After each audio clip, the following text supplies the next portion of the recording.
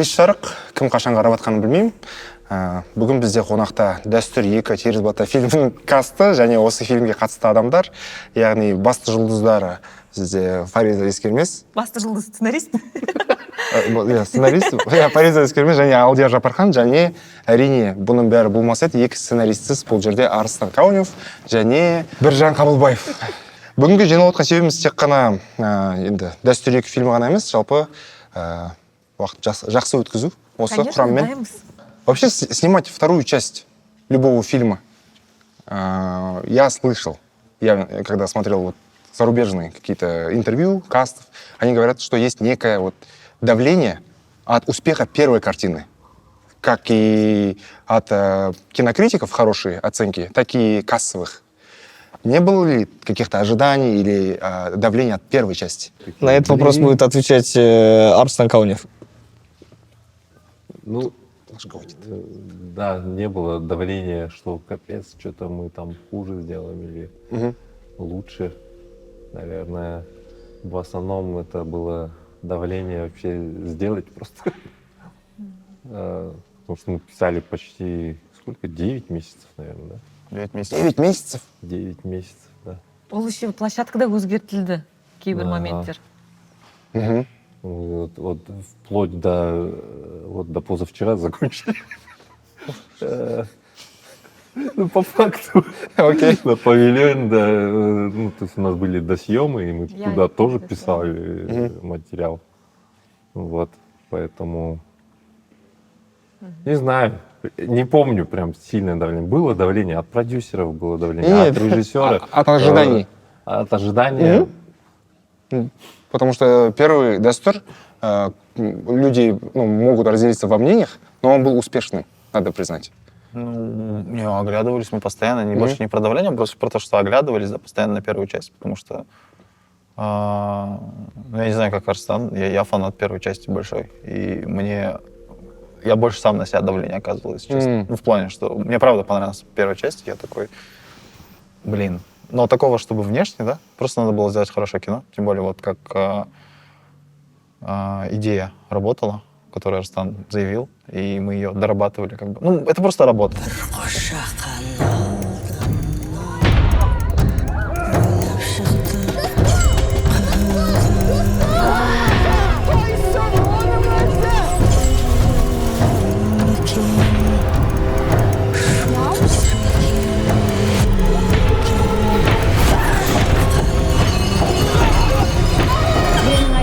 Естеріңде ме? Есімде қызыл жіптерден өр шыққан. Тут красной нитью повествования, то есть что связывает первый, біріншісін, и екіншісін, это является герой полицейского Алдияра. Получается, он и в первой части был, и во второй. Только тут у него урбанизация прошла, он в город переехал. Да. Урбанизация. Да. Ну, это или как называется? Одного персонажа урбанизировали. Да. Ну, хорошо. Не, просто... Мен жауап берейін жаңағы сіздің сұрағыңызға. Біріншісіне. Андай бірген. Адам болып. Негізі біз бірінші бөлімнен кейін екінші бөлімді шығаруды дұрыс па, дұрыс емес па деп негізі көп ойланғанбыз. Сосын Қазбек екеумізде негізі бір идея болған. Қазбек Оразбек.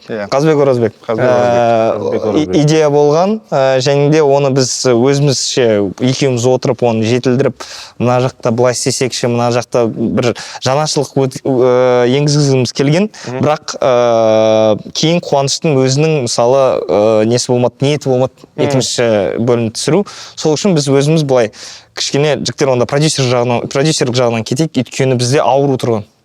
Сценарий жағынан. Ауру жағынан біз уже договорились бәрімен, поэтому бізге уже заказ болған ол жақтан. Біз сосын балалармен бірге қарастыра бастадық. Кімді аламыз режиссер ретінде? Кім топ қазір режиссерлардың ішінде? Алишер Рутев. Ол түсіре алады, ол дарковый теманы біледі, сол үшін біз оны алайық деп шештік. Алишер Рутевпен сөйлескеннен кейін біз сценаристерді кімді аламыз? Мы встретились случайно и такие, что делаешь? Ничего.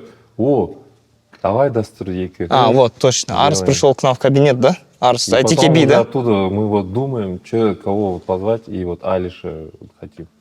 Как думаешь, согласится? Я говорю, блядь, смело. жоқ дұрыс біржанды предложил, біз де біржанды танимыз, сол үшін екеуінің дуэті біздің екінші бөлімді жаза бастады. Бірақ ең басынан бастап біз разгонды ұстап жатқан кезде басқа идея болған, помнишь? Да. Арыстың өзінің бөлек идеясы болған, бізде бөлек идея болды. Бірақ Алишермен кездескен кезде Алишер бірден айтты: жігіттер, маған сендердің идеяларың ұнамайды, Қазбек екеуміздің. Мен сосын ислам жағынан кеткім келмейді. Сол үшін басқа жақтан, басқа қырынан көрейік деді. Сонда біз Арыстанның идеясын алдық. Арыстанның өзінің идеясы болған, ауыл жайлы, содан кейін жетілдіріп, ол әрі қарай жазылды. Балдар өздері жазды, біз тек креативный блок ретінде читкада кездесіп, бір идеяларды лақтырып отырдық, бірақ ең негізгі қара жұмысты жасаған осы екі кісі. Қара жұмыс дейсің ғой. 9 ай қиын. Жоқ, с точки зрения эстетики нормально, по идее, да? Вот мы сколько разговаривали, прям вот с точки зрения эстетики, как сказать, атмосферы много от вас, именно такого решающего там. Разгонда көп болды. Разгон көп болды. Негізі мойындау керек, разгондар өте көп болды. Балаларға да риза болдық біз, өйткені апта сайын кездестік қой деймін, бір уақыттар апта сайын кездестік. Олардың читкаларынан кейін біз де өзіміздің идеямызды бердік. Негізі менің персонажымда болмады ғой басында, помнишь? Жоқ, болған жоқ. Жасұланды біз кейін қостық.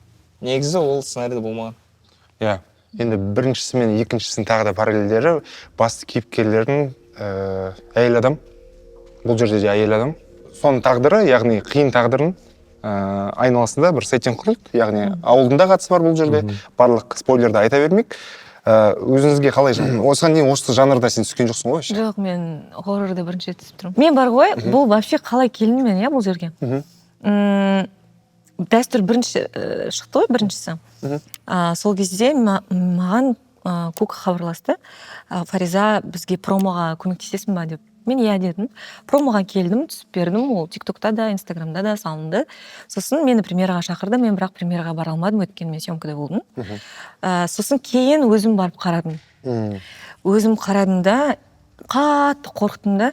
Сосын бір үлкен маған сондай впечатление қалдырды. Бірақ мен өзім айттым, мынаның екінші часть шығады, 100%.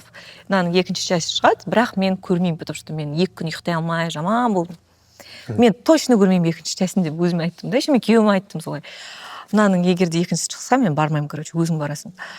Сөйтіп бір жылдан кейін мені кастингқа шақырады. И мен сөйтіп өзім кастингқа өтіп кетемін, представляете? Маған, мен сценарийді оқыған кезде, маған бір ұнағаны, бұл андай персонаж емес та, бүйтіп кіріп шығып жоқ болып кететін персонаж емес. Ол линиясы бар. Делакур емес қой, осы. Линиясы өте жақсы, ашылған, сондай өте жақсы. Маған ұнағаны бұл сценарийдағы менің персонажымның линиясы болды. Өйткені басты кейіпкер қыз, ондай фильмдер өте аз бізде. Басты кейіпкер әйел адамы ретінде саусақпен санай аламыз ондай киноларды. Жоқ қой бізде ондай кино. Аз ғой? Бірақ бәрін есінде қалған қыз жібек дей ма? Нұрикамал десейші. Нұрикамал. Делакурдың линиясы жабылды, негізі монтажда жоқ просто. Бірақ шығып қойған финалда жоқ қол. Иә, бірақ сонда да. Есіңізде ғой, Делакур жүреді жоқ болып кетеді кинода. Андай уайымдайсың да, наны жын алып кеткен жоқ па деп. Негізі шығара салу керек еді соны. Бөлек шығара салыңдар. Спин-офф. Делакур деген. Кино әлемі маған өте қатты қызық, синефилмін мойындауым керек. Маған бірақ кино өндіріс жағы түсініксіз. Мысалы, 2 сценарист бар, актер бар, актриса бар бұл жерде. Сіздер мысалы сценарий бойынша читкаға келесіздер, немесе алаңға шыққанда уже түсірілім болып жатыр. Сіздер айтасыздар ма, блин, мына жерде өмірдегідей естілмейді, немесе өзгертуге болады деп ұсыныстарында айтуға болады ма? Әрине айтамыз, иә. Айтамыз, көп айтамыз ондай кезде. Бірақ Алишердің өзі түсініп тұрады уже. Айтады, мына сөзді ауыстырасыңдар ма, что-то мына вообще органично не смотрится. Он сразу говорит. И басында айтты маған, Фариза, сценарийді оқы да, өзің героиньді хочешь, перепиши. Если где-то слова не нравятся, перепиши. Все өзің қалай айтқың келетін еді, сол персонаж болсаң. Сосын, және тағы да глубже посмотри, где бы ты что-то добавила свое. Короче, бір полный свободаны берді Алишер маған. Сосын мен отырдым да жазып, сосын Алишермен хабарласып, кейбір нәрселерді ұсыныс тастап, солай өте жақсы коннект болды.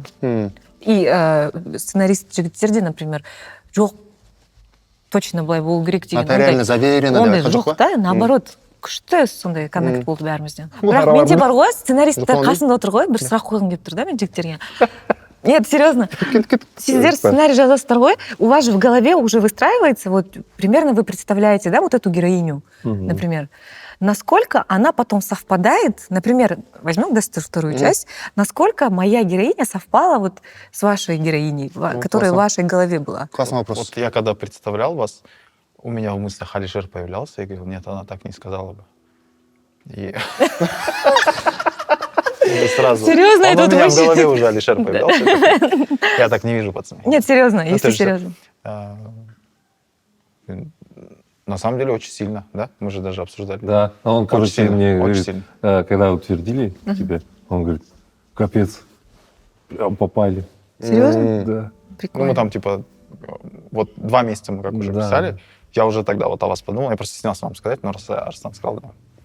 Ой, интересно. Потому что мне всегда это интересно было. Потому что я же не сценарист, а я никогда не... Но я задаю потом вопрос, когда уже фильм готов, там режиссеру говорю, я сделала то, что я смогла, то есть вы довольны или нет? Честно скажите.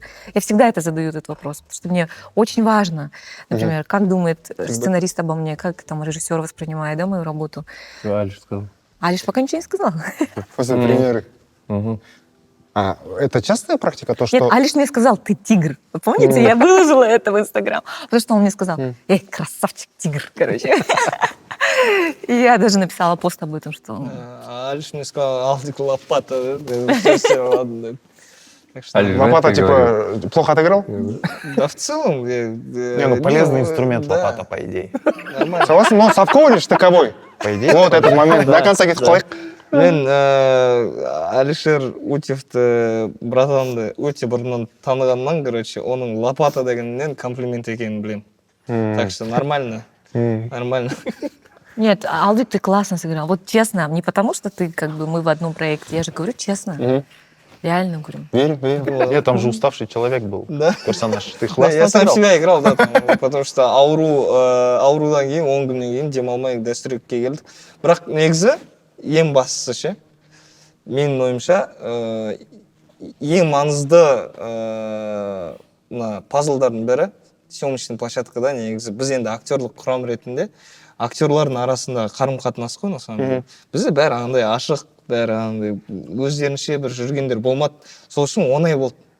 Мысалы, мен үлкен кісілерім, мысалы, Еркебұлан Дайыровпен ойнаған кезде, мысалы, или там Бұлға Ақмолда болса, мысалы, мен қатты теряться етуші едім да. Өйткені мысы бар адамдар. А менің қасымда просто Фариза Ескермес болды, да? Жоқ, мен айтып отқан оңай да. Әріптес ретінде өте оңай. Әлихан апалар, мысалы, тоже андай, хоть и антигеройды ойнаса да, бірақ енді Ол кісі алып шықты қатты. иә, түрі жылы да, сондай, и сен сразу андай не істеген келеді. Сенің де, мысалы, олардың бар күшін салып отқанын көргеннен кейін, сенің де бар күшін салғың келеді. Осындай проектте. Сосын, әрине, жаңа сценаристерге қойған сұрақ бойынша pressure? What pressure деген. Ол бізге де әсер етті. Қуаныш мен Қазбек үшеумізге. Өйткені мен еще ол жақта ойнап жатырмын да. Бірінші бөлімнен кейін екінші бөлімде қалай болады екен жалпы. Өйткені мен көріп жатырмын, басқа сценаристер, режиссер басқа, и жаңағыдай айтқандай кино мүлдем басқа. Бірінші бөлімнен қарағанда. Сол үшін менде де андай қысым болды. Қалай болады екен жалпы. Өзіме қызық болып отыр, өйткені финалын өзім көрмеген. Опа, сен до конца оқыған жоқсыңдар четкіда сценарийдің финалын? Жоқ, мен мына монтажда айтам. Окей. Енді екінші фильмді мен қарадым шыны керек. Бұл спойлер айтуға болмайды әзірше. Айтқым келгені, бұл жерде басты ерекшелік дәстүр бірден, яғни діни фоннан, сеттингтан бұл жерде мифология келді. Біздің аңызға бұл шешім әдейі істелді ме? Өйткені айтып кету керек, өйткені бірінші шыққанда бұл жерде бірнеше фон болды, айтып кету керек. Ол жерде Салтанат Нүкенованың кейсі болды. Өте өткір кезең болды да, қоғамда бәрі талқылаған. Және банағы діни аспектпен сіздер прикрываете дегендей бір әңгімелер болды. Шыны керек. Сында болды, оның бәрін ашық айту керек. Бұл жерде мифологияға ауысқан себеп осы бір қысым, осы діни тақырыптан алып кету болды ма? Не, просто мы же в этом процессе сценарий писали все вместе же. По сути, тоже Алдик тоже накидывали столько. Мифология, ну, не знаю даже, что там. Ну, изначально, давай пойдем, Арс, это было желание Алиша. Да. Изначально желание Алишера Утева, что он не хотел показывать вообще ислам, затрагивать тему ислама. Он не хотел, он был против. При первой встрече он это сказал нам, что он не хочет в эту сторону бить. Почему? Это не в связи с первой частью же вообще. Нет, Правильно? это Да, больше, вот это нет, важно это не в проговорить. связи, да, это не в связи с первой частью. Почему он не хотел в сторону джиннов идти? Почему, помнишь? Потому что он сказал, блин, в первом вы все там уже, по сути, Показали. сделали. И сейчас мы будем повторяться. И поэтому давайте найдем другую историю. Это больше художественный челлендж был, Да. чем просто оглядка какая-то. Да, От критики. и вот эта вот история, которую, ну вот мы начали разгонять, она капец старая, там с 2014 года лежала. Просто каждый раз, когда там к ней возвращались, такие, блин, дорого, фиг снимем, ну не снимем такое. И вот она дорого, дорого, дорого. И вот Алиш просто вспомнил, такой, давайте снимем. Уже вот время пришло, как бы, ну, такое можно снять. Да, ну и стоит отметить вообще отношение режиссера к теме ислама вообще. Да, и я лично так понял, что типа, да, пацаны, вы показали, но и в то же время, енді Құдайдан Аллах дегенде ғой, енді, ой, енді ондай темалардан жалпы, да. Ну, я так понял, насколько я Альша понял. Поэтому, когда мы предложили... У нас вообще другая идея была, помнишь, Арс? У нас изначально была история Дастер 2 от Инстаграм истории, короче, после Дастер подкаста мне писали, короче, очень много. Әлі күнге шейін жазады, тағы да айтамын, Ильхам акам нөмірі менде жоқ. В общем, Инстаграмға жазады бір қыз, біздің ауылда жыл сайын бір кісі асылып қалады, короче. Жыл сайын бір күні асылып қалады. Мен ол идеяны Қазбекке айтамын. Это, Каз, прикинь, вот такая есть тема, короче. Он говорит, о, прикольно, короче. И мы начали разгонять, что это будет история про журналистку, которая едет с оператором, снимает как мокюментари про аул. И она вот приезжает в тот день, когда кто-то должен был повеситься, короче. И она типа собирает аул, делает этот, короче, репортаж про вот это все. И мы ее не докрутили, но просто мы знали, что есть потенциал в этой истории, короче. Можно что-то придумать, короче. Но это не понравилось ребятам. Но мы с Казбеком ее разгоняли уже, короче. И мы думали, что это будет как Дастер 2. Но это не понравилось ребятам, и мы поэтому вернулись к... Мы когда обсуждали, я уже готов был разгонять эту историю. Нет. Там Алиш просто сошел, и он такой, Ну вот так, деды. Да. И у Алиш- него там один из вариантов был, типа, у вас же, помнишь, там был этот, как поворот в сценарии,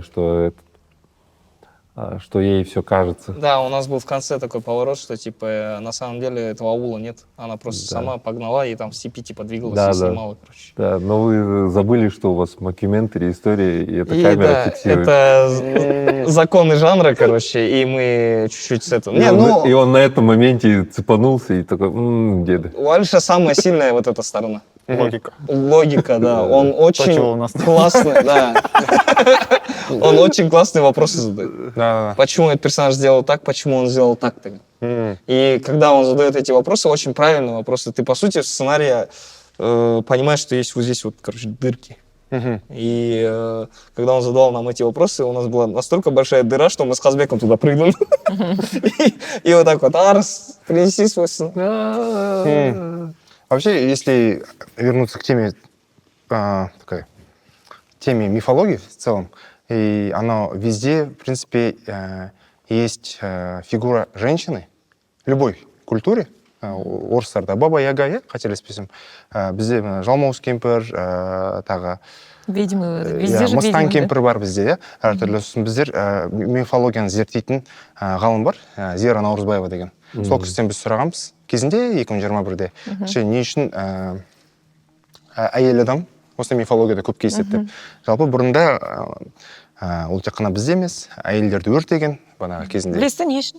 Не үшін өткені, оның түсіндіру бойынша, мен қысқаша ғана есімде қалды, әйел адам табиғатын дұрыс түсінбеген дегендей ой айтылды шамамен. А можно я скажу свое Да, мнение? әрине, конечно. Смотрите, ведьма слово, это это мама же, ведущая мама, она была очень сильной женщиной. А Вообще ведьмак? женщины... Нет, женщины были очень сильные. Когда-то. Ну, то есть до сих пор, имеется в виду, ее сила, андай кәдімгі олар бар ғой, сообщество болған оларда. И они реально могли как-то сильно общаться с высшими силами, они могли вытворять. Ну, но они делали хорошие дела в основном, да? Но они были... Ну, когда-то говорят, что был какой-то матриархат, да, допустим, на Земле. И тут мужчинам не нравится матриархат. Что они делают? Естественно, они уничтожают этих женщин сильных, потому что они сильные. А сильными должны быть только мужчины на этой планете. Это их такой, знаете, заговор. И в итоге они уничтожают этих же... Подождите, я же тоже сценарист по-своему. Нет, это такая Вместе в теория. стрессе отменят. Это Успокойся. теория, реально теория такая. Теория. Это теория, а возможно и факт, да? Ну, мы уже не узнаем никогда. Но я верю в это. Я верю, что... Потому что мен өзім ішінде сезем, да, что... ну, реально, менің интуициям бірдеңе айтам, ол болады, түс кіреді, ертең орындалады. Мен айтам, бүйтпе, ол сөйтеді, ол сосын быт болады. Например, нет, серьезно. И мен қанша әйелдерді білем, и вот эта сила наша, она недооцененная сила внутренняя. И оның бәрін просто система жойып тастаған. Просто жойып тастаған. И они придумали образ ведьмы. Жалмауыз кемпір, они были плохие, они это, они то. Қорқау шал бар еще. Жігіт персонаждар да бар, просто ең популярныйлар әйел адамдар. Әр культурада. Это был такой заговор мужчин. Можно вопрос Да, я задам? конечно. А вы чувствуете, что вот мы с оглядкой на то, что вы говорите, писали в плане вашего персонажа? Потому что мы постоянно писали, ну, в плане, что по действиям вашего персонажа, там, что, как сказать... Мы, короче, постоянно смотрели на то, что вы должны действовать. Понимаете, о чем я? Ну, что продвигаться... Ну, если говорить о персонаже Алдияра, то есть почему он был... Ну, вы поняли, о чем я, да? Примерно. Вы Что просто вы сама руку. можете двигать сюжет и так далее. Как-то чувствовалось это? Или вы все-таки такая, типа, нет, это мужики писали? Вот было такое, что-то такое или нет? Нет, кстати. У меня не было такого, что типа мужики писали, и все, что-то не то. Нет, у меня такого не было. Были в Значит, моментах справились. просто, да? Да? Было в моментах, когда, типа, Нет, ну, чисто блин, так бы не диалоги. сделал. В диалогах, типа, мы что-то меняли, я говорила, блин, женщина в этот момент, она вот так, возможно, скажет. Мгм. А вот сюжетно по действию? Сюжетно по действию нет. Мне, Потому что мы мне сильно кажется, оглядывались на это, помнишь, постоянно, типа, что... Да. У нас 6 или 7 концовок было фильма. От самых мрачных до хэппи-энда. вот На DVD смотрите. это реально... Я вас понимаю, ваш вопрос. Знаете почему? Потому что у нас реально... В тот раз, короче, у нас был кинофестиваль, и там Алишер Утев дал мастер-класс. И я задала вопрос Алишеру, я говорю, Когда почему... выйдет Дастер 2, да? Нет. Типа, а вы можете, Алишер, снимать вот женские, супер женские истории? Очень круто. Он говорит, честно, я не хочу даже. Потому что я, как режиссер и как сценарист, не могу видеть женщину, ну, то есть полностью. Я не знаю, как они могут жить, как они могут действовать, потому что я не знаю женскую психологию. Говорит, идите, выращивайте сценаристов, женщин, и пусть они делают. Потому что у нас нет женщин-сценаристов мало. Да, вообще и режиссеров мало, и сценаристов, и продюсеров мало. И актрисам реально нечего играть в том плане, что... Потому что, ну, не знают их психологию. Не знают и не могут донести так. Поэтому, наверное, вы спрашиваете. Сізде үлкен Но- проблема. Да. Я әйел персонаждарын жазу деген қиын, на самом деле. Өйткені біз мың жерден, мысалы, жақындасақ та ол темаға, бірақ біз еркек болғаннан кейін әйелдің ішінде болып жатқанын түсіне алмаймыз. Қазбек Оразбек жақындағанақ маған айтқан кітап бар қазір. «Путешествие героя» деген бар ғой. Оказывается, есть книга «Путешествие героини» деген. Короче, әйел жағынан, көрсетеді да оны. И біз Қазбек екеуміз талдаған кезде, Қазбек екеуміз былай шештік, енді как минимум жақындайық та түсіну үшін. Мына кітапты оқу керек. Әйел затын түсіну үшін. Бірақ қалай дегенмен, менің ойымша біз толықтай түсіне алмаймыз. Сол үшін мен де Алишермен келісем, ол үшін мықты сценарист қыздар керек. Оны маған Роза Аширбаева да айтқан, коуч. Өйткені ауруды қараған кезде оның бір-екі сұрақтар болған, неге әйел персонаждар үйтеді. Негізі ондай үйтпеу керек еді ау деп, сондай бір-екі сұрақтар болған деді. И сонда мен де ойланып қалдым, негізі бізде аз білетін шығармыз, негізі әйелдің табиғатын, затын, психологиясын белгілі бір ситуацияда қалай іс-қимыл жасайтынын. Түсініктім. Ал қазір, мысалы, сценарий бір история жазғанда жазылып бітеді, сосын барып сіздерден консультацияға барасыздар ма? Мысалы, әйел адам мамандарға барып. Да, конечно. По-любому, ну, спрашиваешь, как поступили. Ну, вообще, ресерч полон сначала. Мы смотрели все там, все мифологии, казахские мифологии, дошли там до всяких российских, Скандинавских. русских, Ну, туда идешь скандинавские, дошли до этих вот там Южной Америки. Индийских, да. Да, индийские, Макаронный бог. да, индустов. Искали, щупали. Да, Я больше про то, что в плане, как сказать, мне очень не нравится в кино, когда выясняется, что женщина без мужчины не может. Ну, типа, я, допустим, лично старался, вот когда мы писали, об этом, помнишь, я часто всегда говорил, блин, она должна сделать, она должна сделать. Потому что вот там, известный кейс «Игра престолов» и «Дом дракона». Лично мне кажется, почему «Дом дракона» не работает, потому что они хотели его сделать с повесткой, что вот она женщина.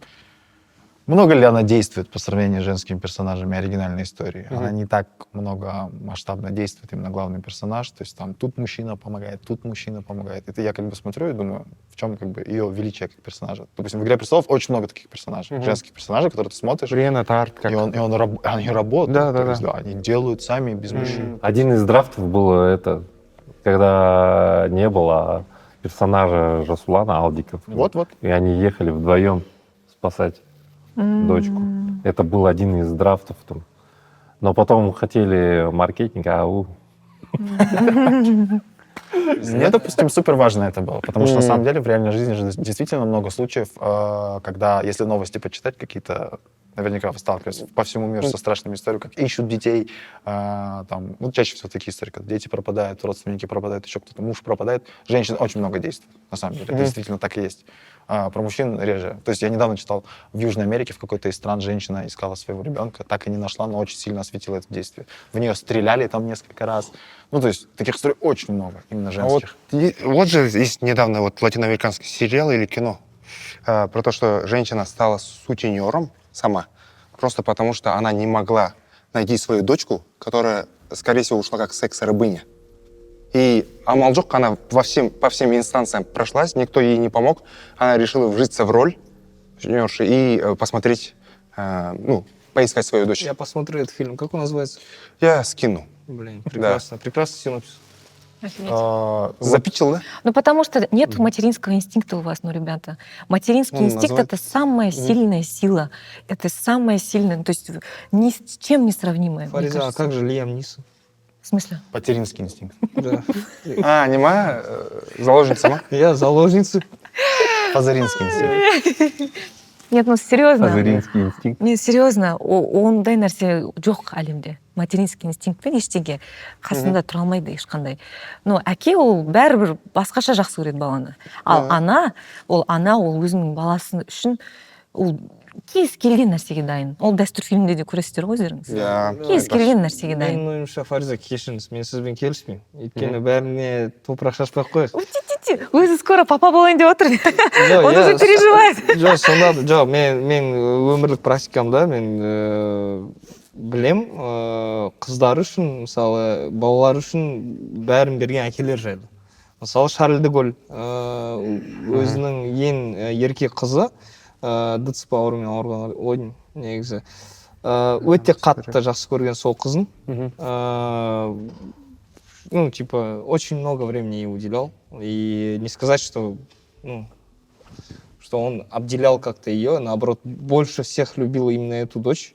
И там Мен жоқ деп жатқан жоқпын ғой. Просто это если статистиканы алсаң, бәрібір. Ну да, понятно, ол понятно. 2% же это. Да, 2%. 2%. Я, Ну, допустим, нет. согласен с Аудиком, что, как сказать, Есть такие кейсы. Да, и есть такие, такие, такое да. есть. Просто вот я чаще в кино замечаю, что очень часто, что типа женщина действует, там все равно мужчина мелькает. Вот Да. этого хочется. Именно в плане кино. Да, әкелік Так-то и то, и махаббат то бөлек, есть. әкелік махаббат бөлек, аналық махаббат бөлек. Бөлек. Әрине, Да. ананың орны бөлек, әкенің орны бөлек қой. Ол бірақ біздің именно кейсте қазір фильмді қарайтын болсақ, иә, біз мына жерде негізі именно анасының жасап жатқан іс-қимылына байланысты жасалынған сюжет қарап отырмық.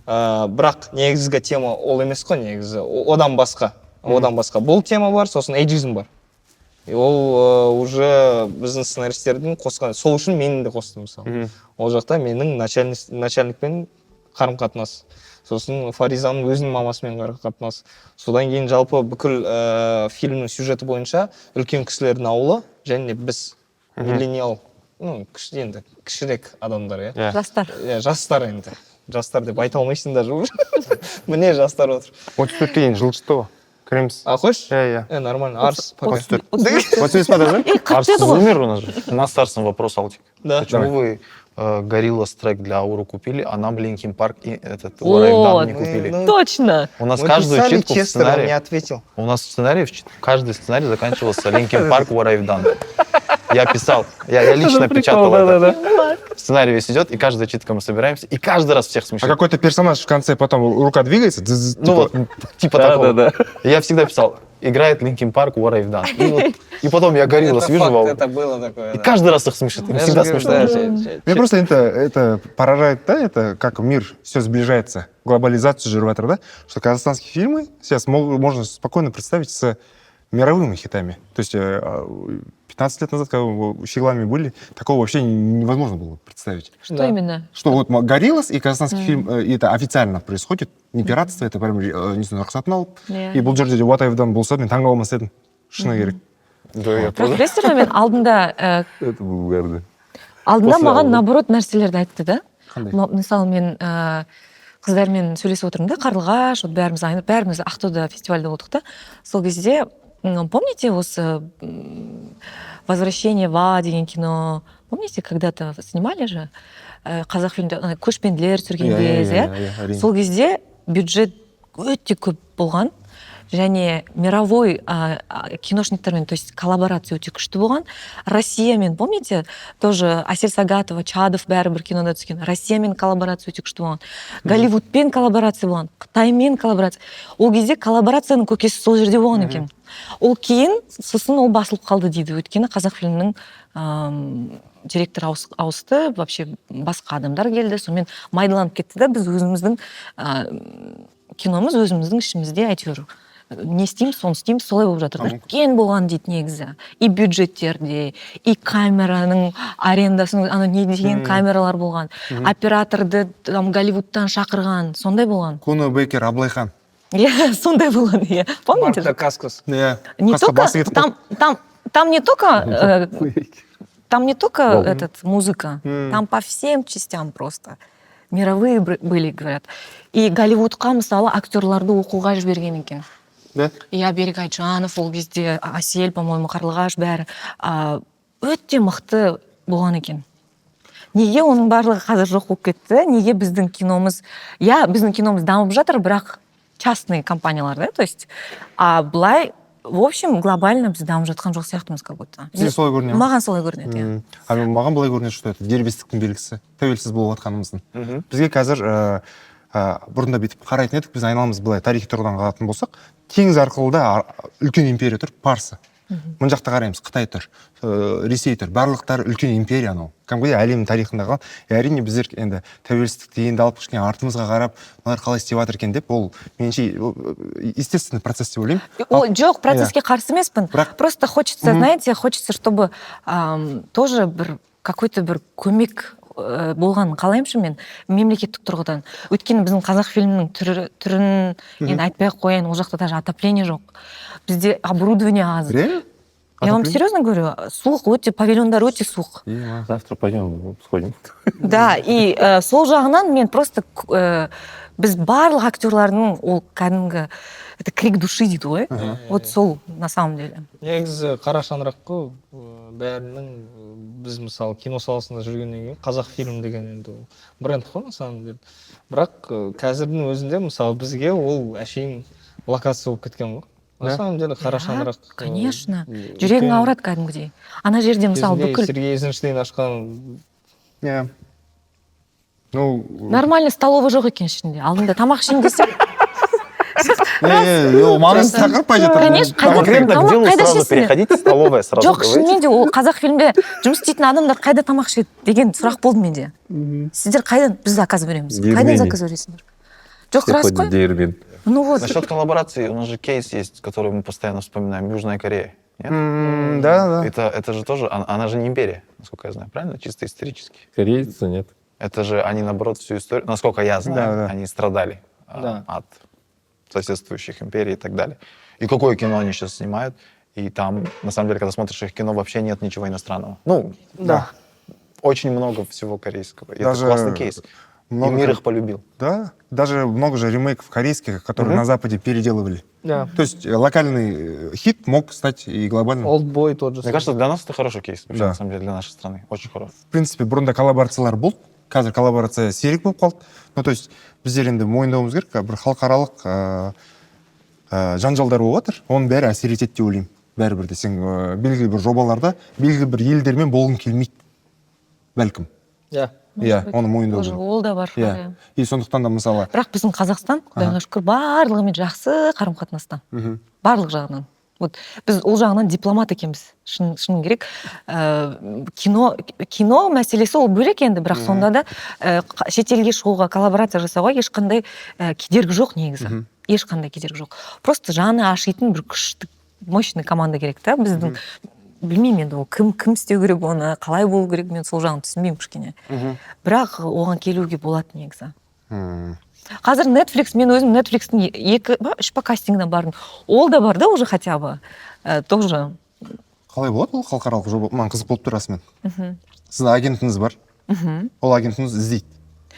Бізде Қазақстанда агент деген осы жыл ғана пайда болды ғой негізі. Оған дейін просто кастинг директор саған звондайды, өзі звондайды. Бәріміз бір кішкентаймыз ғой негізі. Mail.ru ма? ВК-да.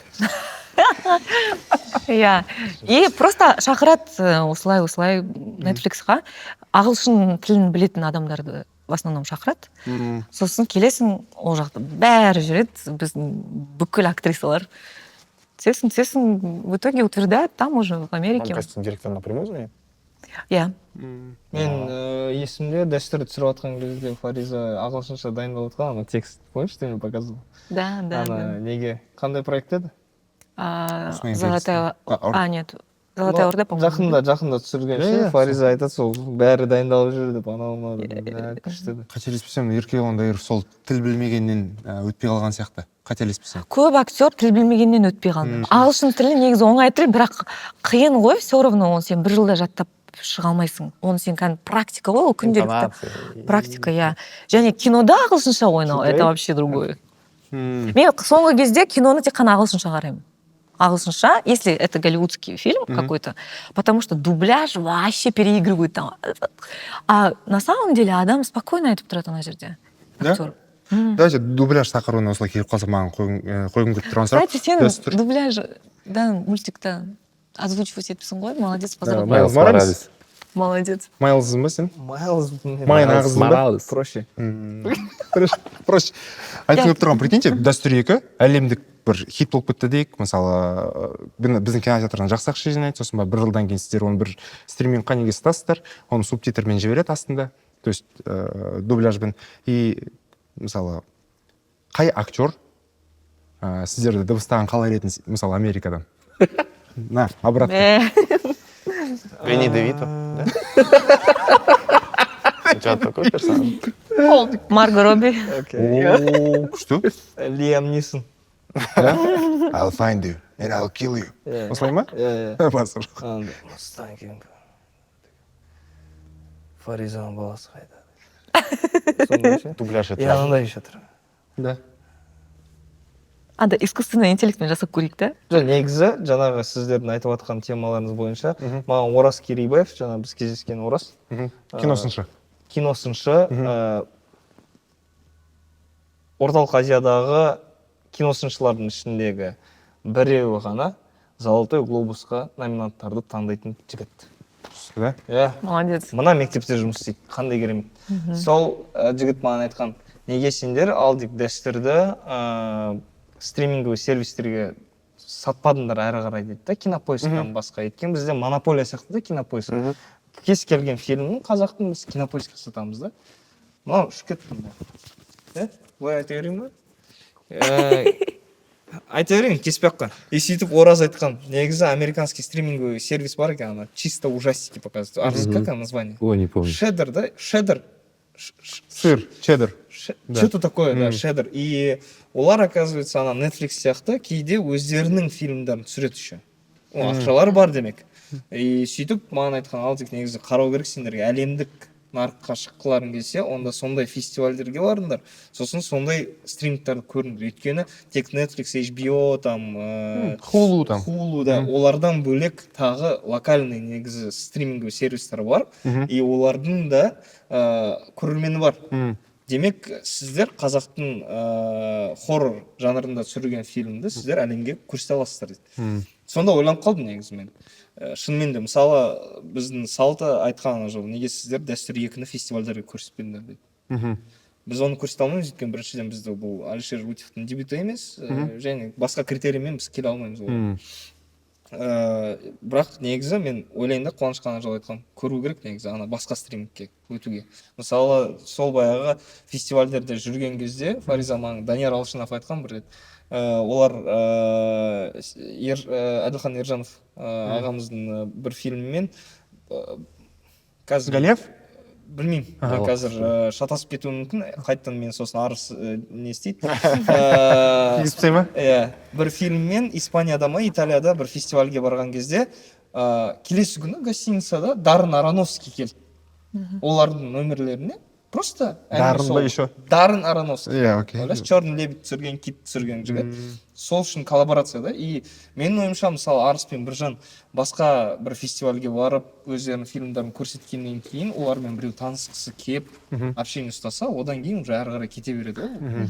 Сондықтан менің ойымша, нарықта коллаборация жасау өзімізге де байланысты. Біз өзіміз шықпаймыз шыққаққа. Біз білмейміз көп нәрсені. Біз көп нәрсені білмейміз. Негізі оның бәрі communication ғой. Оның бәрін қарау керек деп ойлаймын. Californication. Айтпақшы енді, бана Netflix, Hulu, барлық болмайтын нелерді айтып кеттік, бұл жерде стриминг сервистерін қазір үлкен жаңалық болып отыр, ол кино әлемінің бәрін дүр сілкіндірді бұл жаңалық. Warner Brothers'ты сатып алып жатыр дейді. Шамамен 83 миллиардқа. И қазір кәдімгідей айқай-шу болып жатыр. Заңнама жүзінде бір-біріне иск тастап, ол қалай антимонопольный неге жіберді, комитетқа жіберді, олай болмайды ғой деп. Себебі бір компанияның қолында соншама топтама, соншама кинолардың коллекциясы шоғырланады, ол үлкен күш негізінде, бершен келгенде.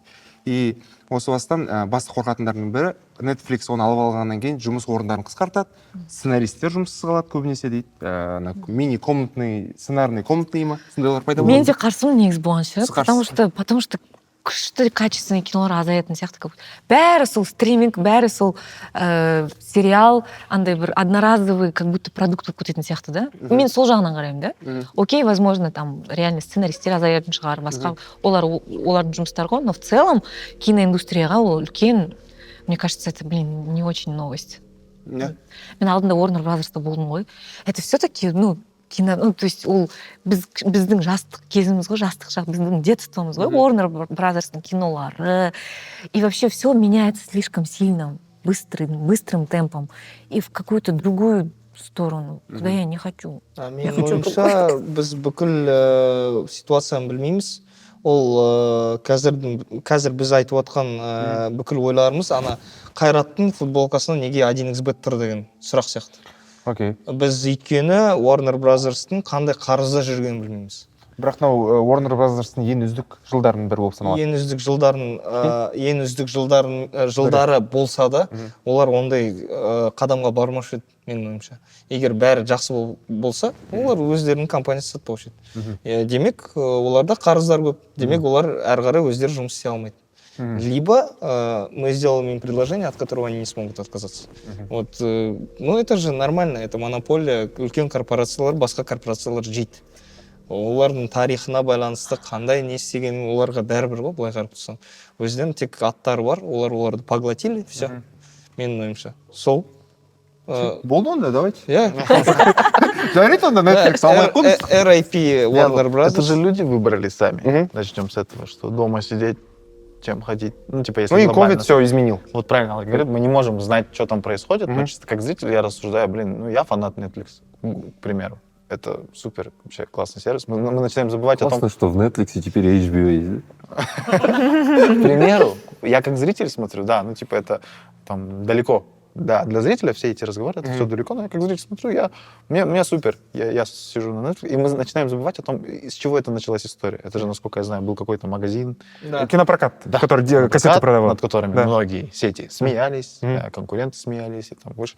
И они выросли до такого, мне кажется, больше мы об этом должны думать, как об истории, что, блин, это круто. И для зрителей это супер удобнее.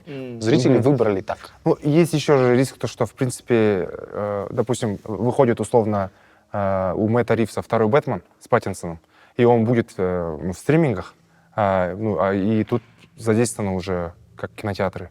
То есть физические люди, где есть рабочие места, условно. Вот. И есть такой риск, что окей. Мэтт Ривз там анонсирует, потому что все, сотвал цены. Это на нас давят всякие Мэтты Ривзы, которые сидят в особняках, и людям говорят, вот, останутся, ну, мне кажется, вот эти работяги останутся без работы. Он лишится миллионов. Вот, там, кинотеатры. Ну, мне он по-любому кажется, заработает, конечно, но мне я кажется, к тому, так, что... да. Циничный Бержан. Не-не-не, я просто как зритель. Он Я типа наоборот реалист на хуй? Нет, я на стороне Я людей. уважаю его мнение. Я на да, стороне тоже так зрителей, думаю. понимаешь? Типа зрители, мы должны думать о зрителе. Ты же, это твой непосредственный... А зрителю Нет. вообще пофиг, если честно. Он Да. просто включит Алдрик Netflix. Байхабр отменят. Окей, нет, я просто выражаю свое Я поэтому мнение, говорю, что зрители- субъективное мнение, что мне лично как зрителю вообще пофиг. Я просто включу Netflix и буду знать, что там будут фильмы от Warner Brothers. И типа такой, да, это была компания. Ну что, мы можем сейчас обсуждать и Miramax, и New Line Cinema, и там остальных тоже. Блин, классные были компании, у них были классные фильмы, но... У всех бывают проблемы. Мы не знаем все ситуации. А я наоборот, типа, мне удобнее, когда в одной коробке все продакшены, и все они, и я могу выбрать, окей, фильм от Warner Bros., но это на площадке Netflix. Для меня разницы нет. Я просто зайду на Netflix и буду смотреть от них фильм. Но финансовый... Резко. HD-резко, им тем более вообще пофиг. Прикинь, да, Netflix купил HD-резку. 82 миллиарда, прикинь, там. Netflix купил той думанки из этого, да? HD резко купила Netflix. Вот так. Ты говоришь, что классно в одном месте держать Да, все это, да. но финансовые эксперты, знаешь, что говорят? Не надо держать все свои акции или деньги в одной корзине. Купиться. Ну, тоже. Эту логику можно везде. Тоже применить. уважаю это мнение, конечно. Мне кажется, ну есть же, допустим, независимые студии до сих пор, которые качают А24, допустим. Тартария Фильмс. Тартария Films. Это для нас, допустим, вот как от компании, для меня видение А24, оно наиболее понятное, как нужно делать, короче, хорошую киностудию, типа наподобие Blumhouse, да, когда у чуваков они делают определенный бюджет, и на этот бюджет нужно снимать фильм, когда у них больше тратится на маркетинг, чем на сам фильм. И в то же время ты не скажешь, что у них плохие фильмы, да, но ты смотришь, и потому что у них везде есть хорошая идея, где можно малым бюджетом сорвать куш больше. А для маленьких компаний, когда они только-только вступают на этот путь, им это важно. Им это важно, короче. И поэтому я считаю, что типа нам нужно, да, смотреть, как говорит Бержан, больше на историю успеха, чем вспоминать о прошлом, короче. Нужно смотреть на Да, вот эти возможно, независимые возможно. студии. Я просто олдскульный человек. Вот, например, я вчера увидела рекламу, где Аль Пачино и Роберт Де Ниро, не помню, какая реклама. В общем, они, да, вместе сели, и вот так, чё, как ты, нормально. Ну, типа, они общаются там. И реально у меня такая ностальгия была, блин, это же легенды же, и эти фильмы легендарные, и как будто таких фильмов сейчас нет. Как будто настолько все мелко, ну, то есть это мое личное мнение. И очень куча всего много, вообще прям на рынке куча всего. Но вот чтобы легендарных фильмов, вот как тогда, вот почти нет. Понимаете, о чем я? Да. Ну, это Фариза, это как, ну, раньше трава была зеленее. Верните мой 2007 был. Ну да, типа, да. Это, Ну, я из тех людей, да, понимаешь, мы все, которые нет, мы вот так все мыслят. время от времени, просто когда видим знакомые лица из детства или тех людей, лица тех, когда мы были счастливы, и когда у нас не было таких проблем, как сейчас, мы всегда говорим, что тогда было лучше. И поэтому Наверное. кто-то завтра будет смотреть Дестер 2, ертең біреу қарайды и типа, а помнишь, кезінде дәстүрге шыққан кезде Сейчас осылар... люди 17-й год вспоминают, знаешь. Вот. Да-да-да. 17 помните? Мы же сегодня... Это пик человечества. Да, до коронавируса, помните? да? Ничего там не было в Блин, 17 да. году. Пожалуйста, давайте раскроем тему матрицы, пацаны. Матрица? Тема матрицы. Матрица. Матрица. Мен ойымша, матрица фильм жазу. мен қазір мен мысалы трансгендер кісілерге ешқандай не жоқ. ешқандай жоқ, иә. Өздері шыны надо керек, было. иә, ешқандай не жоқ. Енді шыны керек деп. Вачовский. Я, братья Вачовски, кейін Вачовски әпкелері. Это настолько фундаментальный сценарий для меня, что когда я в детстве помню, что я смотрел, я думал, что это боевик, но когда я в осознанном возрасте посмотрел, Да. и меня этот фильм настолько поразил, что я даже не понимал, действительно, не матрица ли это все вообще в целом. Не игра ли это все, что со мной происходит. Конечно, игра. Это настолько сильно повлияло на меня этот фильм, что я даже в моменте я понял братьев Вачовски. Я понял, что, возможно, они сошли с ума. А ты в школе вот так не дрался? Вот так? Да. Я вот так делал. Так все делали. Да. Меня тоже так попросили делала. так не делать. Одной рукой вот так дрался. Шығып кеткен ба? Нормально. Ну ты, по идее, по их пути идешь сейчас. Успешные фильмы В снимаешь, каком которые плане? тебе По их нравятся. пути. Ты тоже снимаешь успешные фильмы, которые тебе нравятся. Ну, блин. А кто? Кука хотя бы со мной? Кто спар? Есть желание? Оразбек. Казбек, Оразбек. Нет, ну, Но смотрится он странно сейчас. Я пытался «Матрица»? смотреть. «Матрица»? Визуально. Не, Я вот визуально. недавно смотрела. Ты прям Блин, терпишь. вот у меня такие же ощущения, как у тебя. Потому что я, в принципе, очень сильно отлетаю как бы от реального мира. Потому что я, то есть, могу часами медитировать и вообще отлетать жестко. И тут, когда я «Матрицу», и «Люси» фильм тоже же из этого же Йоханссон детства. где? Да. Люк Бессон. И где, да. И вот я смотрела и думаю, ё-моё, біз бәріміз өтірік бірдеңкенің ішінде жүрміз, короче. Сондай ощущение у меня.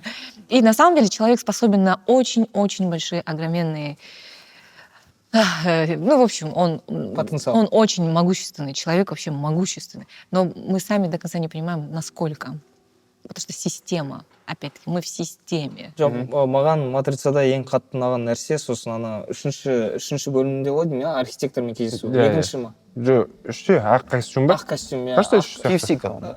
Иә, полковник Сандерс па? Полковник Сандерспен кездескен кезде Да, сұрақ бывает, қояды революция. ғой, таңдау бар. Иә. Зионды құтқарасың, әлде Тринитиді. Сен әрдайым осы жерге, біз 1000 матрицаны жасадық, сен әрдайым осы жерге келген кезде сен Тринитиді ғана құтқарасың деген. Иә. Мен анау өзі енді Құдайдың аналогиясы ғой. Иә. Әрдайым адамды сені жаратқанда сен бірақ Тринитиді құтқарасың. Маған сол қызық дейді. Соны мен әлі түсінбей жүрмін. Махаббат әлемді билейді. Әне. Әне қайда жатыр Иә. ойдасың ғой. Сол моментте ше мен қатты андай да, мен өзім Құдайға сенем. Да. И менің ойымша действительно Құдайдың бар екеніне бір дәлелдің өзі ғой сезім деген нәрсе. Біз мысалы стандартты нәрселер тамақ ішу, су ішу, дәретке отыру деген ол механический заттар сияқты да. Соңғысын айтпасам болатын еді. Иә. Енді механика ғой. Автомат. Зәр шығару. Автомат. Бірақ андай сондай ойлармен жасалынған фильм, сондай махаббатпен әр сахнасында не деген мағына жатыр деймін да. Сөйтіп әпке болғандарын түсіндім. Әпке Сен зрительдерге айтып қойшы, потому что көбісі түсінбеуі мүмкін, қандай не отыр. Прикинь, үзінен салып қойсам, просто дәстүрде бірақ қалады да. Құдайға сенейін мен. Жоқ, «Матрица» фильмнің екі сценаристі, иә? Иә, братья Вачовски. Братья. Вачовски ағайындары бір 10-15 жылдан кейін Жұмысын Вачовски әпкелері болып кетті. Сначала брат и сестра, потом две сестры. Ларри мен как-то там еще, да. Сіздер қосатыныңыз бар ма? Мне кажется, переоцененное кино. Матрица? Он на самом деле... Ол банағда айтты, недооцененный пилигрим деп айтты. Бана за кадром. Ну, я понял тебя. Но он классный, согласись. Он классный. Классно для своего времени. Да.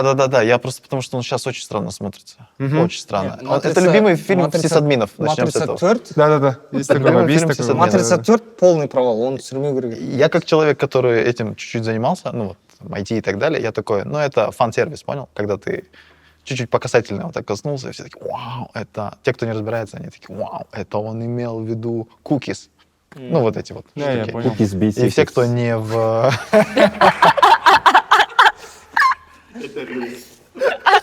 Бля. И все, кто не в теме, они все восхищаются, думают, вау, это типа какие-то айтишные штуки. На самом деле в этом ничего нет такого, но видишь, каждый видит в этом. Я, допустим, вообще про Тринити я забыл. Для меня это вообще не история любви. Еще. Я больше помню историю любви Морфеуса к Нео, когда он с первой части говорит, он избранный. Да-да-да. Он просто с ним Лисан носится аль-Гаиб. вот так вот.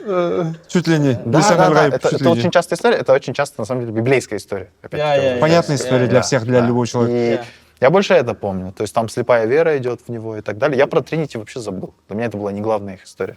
Именно Вачовский тоже глобально, забыл. да. Вообще жігіттер көбірек әйел туралы жазыңыздаршы сценарийім. Я әйелдің Ой, я историясы. хочу сказать, это изменится в ближайшие 5-7 лет. Вот, да. Ты из дочки сценариста? Вот да? из режиссеров Из дочку сценариста. Проект целый. Сейчас 5-6 лет, подождите. Не, просто сейчас, Сколько ей сейчас? На уровне сейчас Логуэна? очень много молодых девчонок, которые вот заходят, пишут сценарий. Я вижу, вот, то есть я сейчас очень много пересекаюсь с авторами. Я же сейчас работаю в Юника, Play Юника. Вот, и очень много пересекаешься, и очень много молодых девчонок, вот, которые сейчас начинают заходить в рынок. И мне кажется, вот, лет 5-7. мы же уже постареем же побыстрее, можно? Ну, Нет, там же роли же на каждый возраст есть. Арс такой, хорошо. Он же не Завтра. делится, да? Ну, не тогда делится, это- но тем не менее. На возраст, да? Мы пока молодые, прекрасные, можно мы что-нибудь сыграем? Ну, например, есть в Америке фильм «Один дома», да? Новогодний классный фильм. Каждый год можешь смотреть и не уставать. Есть в России фильм это «С легким паром», да? А почему у нас в Казахстане нет такого новогоднего фильма? Диастер 2. бизнес по-казахски Завтра у два нас станет. новогодний фильм. Нет, новогодний, со снегом, Да-да. с добротой. У нас разве нет снега? Не имеется в виду, вот понял. такой фильм давайте снимем реально. Вот он, чтобы каждый год, причем не такой поверхностный сценарий, а вот чтобы он был прям вау, чтобы каждый год хочешь смотреть этот фильм. Просто, Понимаете? Классику создавать. Классику. У нас нету классики, вот о чем я Ее хочу сказать. выбирают люди. Ну да. Все хотят это сделать. Нет. Мы выбираем сначала сценарист. Потом выбирают люди. Сценарист сначала пишет, он думает, я хочу писать классику, если у него есть намерение, он напишет это. Ну, вот Он не напишет. хотят просто сценаристы. Это же как про это. Не люди хотят мрачные истории Нет. писать. Я просто знаю, почему. Я Разве знаю ты не это. хотел бы написать Я классику? и через меня там вот проходит миллиард историй. Большая часть это капец там убийства, разборки, криминал. Мне кажется, да. И Нет, это раз очень классно. Ищут остросоциальные. Любое остросоциальное это вот мрак, чернуха. Всегда, когда друзья подходят, кто не занимается этим, вообще не в теме. Всегда, брат, ты же сценарист, да? Есть идея, короче, 4 друга едут на гелике. Вот такая вот. Каждый хочет добиться успеха. И на самом деле,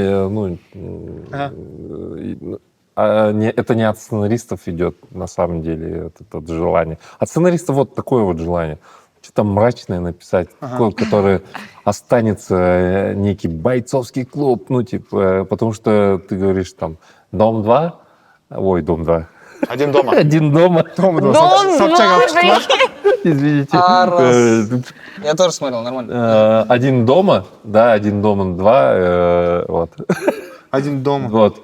А у всех сценаристов или, вообще, кто занимается, в голове это там бойцовский клуб, что-нибудь там, вот, что было последнее там, этот, 7. паразиты.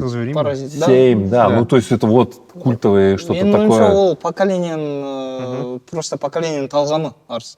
Өйткені біз сондай фильмдерде өстік. Мен мысалы Павлодар облысынан, солтүстік Қазақстан, бізде мысалы мен советский фильмдердің бәрін көрген почти. Иван Васильевич меняет профессию, 12 стульев, с легким паром, Афоня, бәрін қараған, Любовь и голуби деген. Өйткені біз Ресейге жақынбыз. Мен бәрін көрдім. Бірақ маған голливудтық фильмдер, мысалы Матрица түскен кезде, бойцовский клуб, сол баяғы 7, Финчер, Линчтер түскен кезде, мен сразу, окей, оказывается, басқа әлем бар екен. Мен мынандай фильм жасағым келеді, өйткені мен мынаған үйренгенмін деген. Соған байланысты мен ойымша ол сол уақытта өскен ұрпақтың талғамы. Қазір талғам өзгеруі мүмкін бір уақыттардан кейін. Және де қазірдің заманның талабына сай. Қазір өте көп зұлымдық, өте көп негізі андай ауызбіршілік жоқ. бәрі успешный успех. Сол үшін менің ойымша талғам сондай болуы мүмкін. Классикаға жақын болған Нұреке Қоянбаев негізі. Нұрлан аға бизнес показкиді андай дәстүр ретінде желтоқсан айында шығарып, жаңа жылдың алдында шығарған. бірақ осы жылы сияқты ол. Елка сияқты болды. Бірақ елка біз сияқты. елкиді мысалы дәстүр деп айта алмаймыз ғой. Классика. Мен фильм туралы емес. Дәстүрлі классика деп айта алмаймыз ғой елкиді. Сол баяғы Нұрлан Қоянбаевтың бизнес по-казахски фильмін де біз дәстүрлі классика деп айта алмаймыз.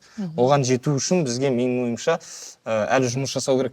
Әрине, әр продюсер ондай фильмді іздейді. Өйткені ол золотая жила демекші. Голливудта мысалы дәстүр деген фильм үшін менің ойымша таласушы еді. Өйткені оны біз антология казахского ужаса сияқты істей аламыз. Дәстүр 3 мысалы басқа мына оқиғаға негізделмей, бірінші бөлімдегі негізделмей, персонаждарға негізделмей, негізі біз басқа фильм көрсете аламыз.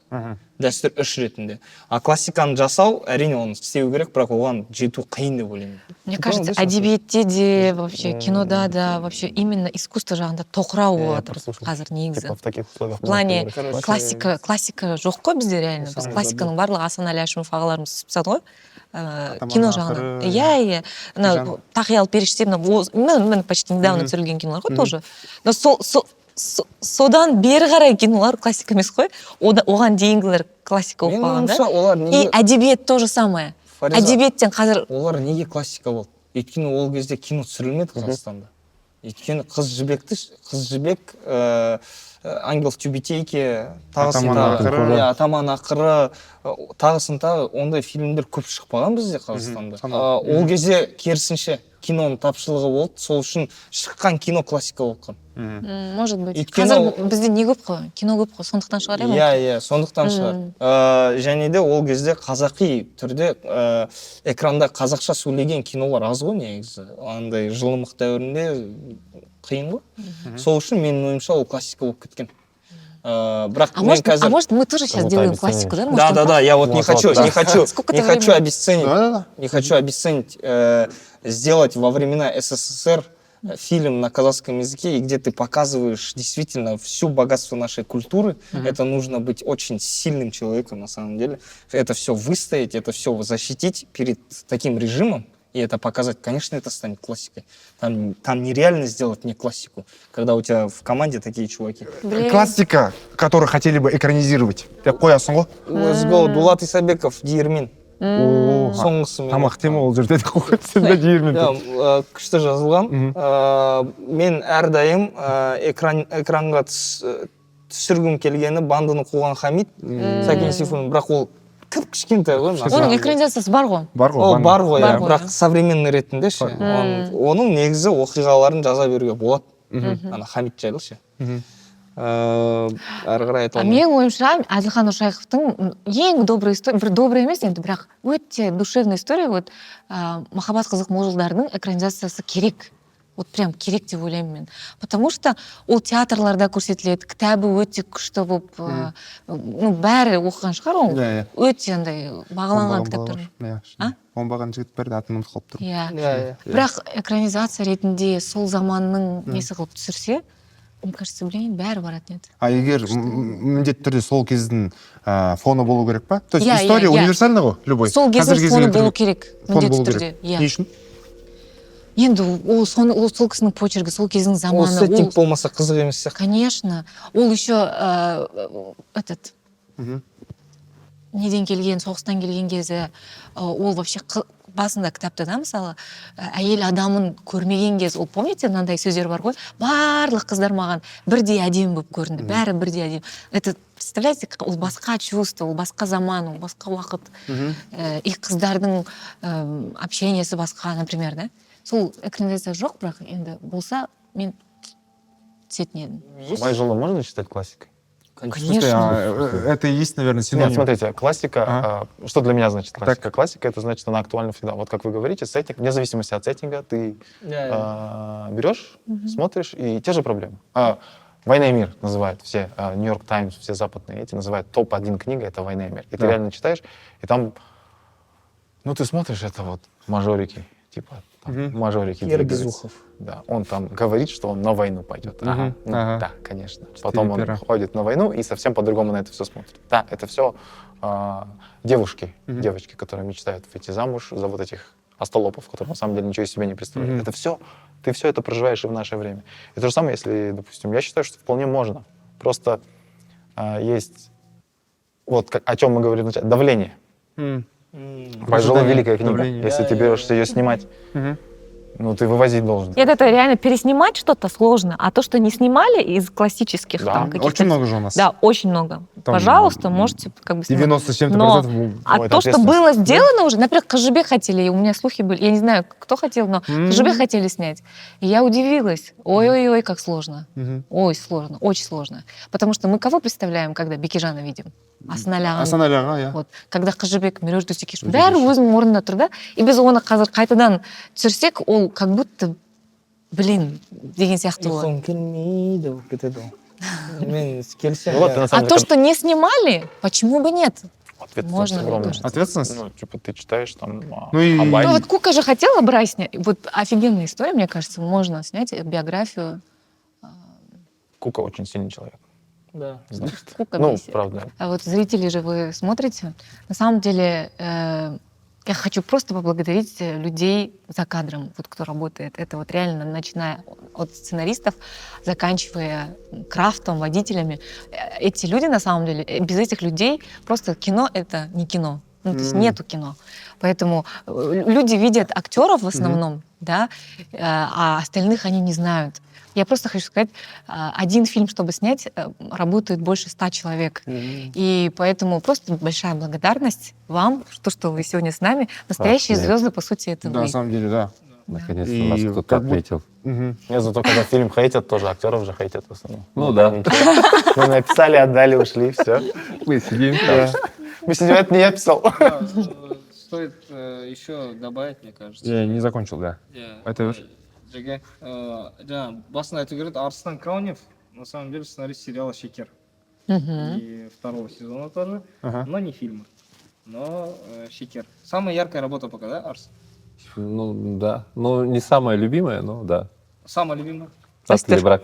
Брат или брат? Это хорошая комедия, кстати, первая часть. Я Первая люблю часть. брат сосын или брат. Арс, сосын бизнес подкаст бірінші, Да. бизнес подкаст бірінші, сосын Брат или брак 2. брат или брак 2, Брат или брак. инстаграмщица. Ты к этому вел, вот это все Ты пахлава. нас его ввел.